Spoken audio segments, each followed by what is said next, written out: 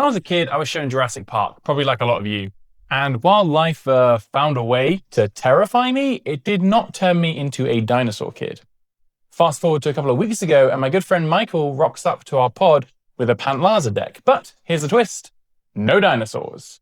Now, while Jeff Goldblum might be raising an eyebrow, I was stoked. So let's have a look at it. But before we jump into that, I just want to say a huge thank you to everyone who viewed, liked, commented, or even subscribed from my last video. Obviously, it was my first one, and it was amazing to see the incredible feedback. So thank you so much for that. Anyway, hopefully you like this one just as much. Let's jump back to it. Pantlaza is a 4/4 dinosaur for Naya and 2 that says whenever it or another dinosaur enters the battlefield under your control, discover X, where X is that creature's toughness. But according to my findings, you don't actually need any other dinosaurs other than Pantlaza. This means that if we can find a way to have Pantlaza enter over and over again, then we can discover a whole new world of crazy things.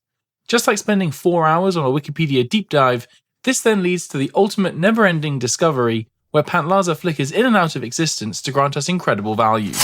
And where do we begin? With my favourite magic card of all time, Ephemerate. Ephemerate is an instant for a single white mana that flickers a permanent and then lets you do it again the next turn thanks to Rebound. With Pantlaza on the field, if we flicker her, she'll return and discover 4. And what happens if we discover into another flicker effect? Well, Pantlaza will leave the battlefield and then return and her effect will trigger again. But Pantlaza says do this only once each turn. But this isn't the same Pantlaza. You see, when a creature re-enters the battlefield, it's regarded as a new game object, so the once per turn rule resets. This means we can take advantage of a whole fleet of flicker effects, such as Cloud Shift, Flicker of Fate, and Scroll Shift, just to name a few. Cool. So we've got Pantlaza flying in and out of the battlefield like a prehistoric yo-yo, but what now? Well, luckily we've got that covered too. You see, not a lot of Jurassic Park stuck with me, but one iconic scene sure did, and that's where the T-Rex stomps and its footsteps make tremors in water. Impact tremors, that is.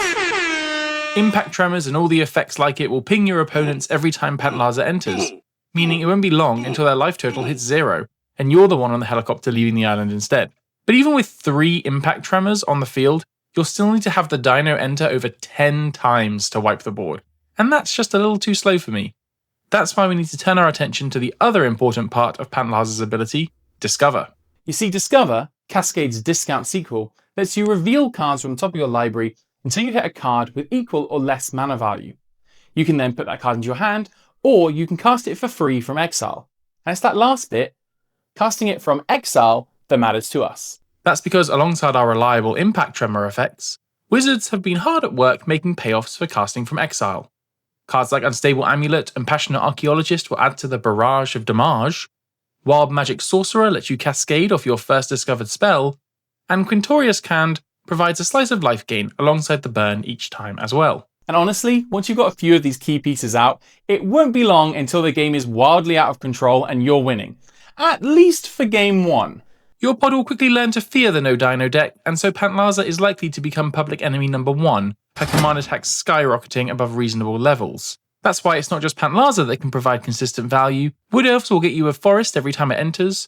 Acidic Slime ensures your opponents will never get to use their Soul Ring, benefit from their Rhystic Study, or even get a chance to tap their basic land.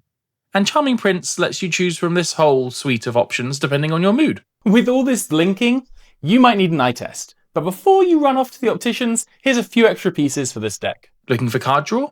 Every time Pantlaza enters, Guardian Project, Garruk's Uprising, and Tribute to the World Tree will all trigger. How about avoiding those pesky counterspells? Rhythm of the Wild has your back. And for straight up just dealing with the problem, we've got Kenrith's Transformation, Sword to Plowshares, and Path to Exile. Sorted. So with that protection package in place, why don't we start ignoring Dr. Ian Malcolm and start thinking about what we can do rather than what we should do? And we'll do that with the Advanced Discovery package, beginning with this card, Rionya, who's going to make the board state a lot more complicated.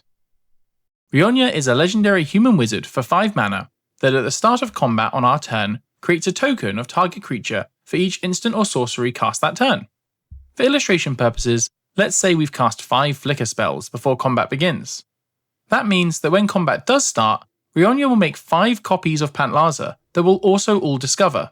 It doesn't even matter if all the tokens die immediately to the legend rule, because we've already had the value out of them.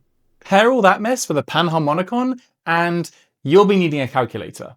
But if you'd rather have a computer do all the work for you, this tech is basically available on Arena, just be careful not to get timed out.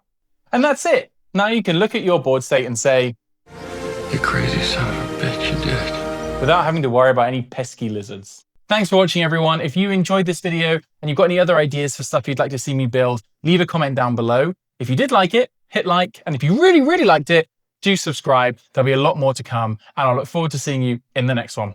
Bye.